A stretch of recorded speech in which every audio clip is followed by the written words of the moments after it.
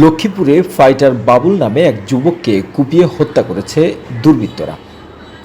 সোমবার ভোররাতে সদর উপজেলার উত্তর জয়পুরের ভুইয়া পুকুর পাড় তার মরদেহ উদ্ধার করে পুলিশ। নিহতের শরীরে ধারালো অস্ত্রের একাধিক আঘাত ছিল, বাম হাতের কবজি কেটে ফেলা হয়েছে। পুলিশ বলছে বাবলু মাদক কারবারে জড়িত ছিলেন। মাদক ব্যবসাকে কেন্দ্র করেই এই হত্যাকাণ্ড ঘটেছে বলে প্রাথমিক ধারণা। সম্প্রতি মাদক মামলায় গ্রেপ্তারের পর জামিনে মুক্ত হন বাবলু। চন্দ্রগঞ্জ থানা পুলিশ জানায়, হত্যার সঙ্গে জড়িতদের শনাক্তের অভিযান চলছে। নিহতের স্বজনদের অভিযোগ, বাবলুকে পরিকল্পিতভাবে হত্যা করা হয়েছে।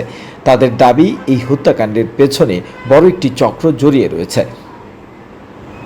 মাদক কারবার এবং পুরনো বিরোধের জের ধরেই তাকে কৌশলে ডেকে নিয়ে নির্মমভাবে কুপিয়ে হত্যা করা হয়েছে।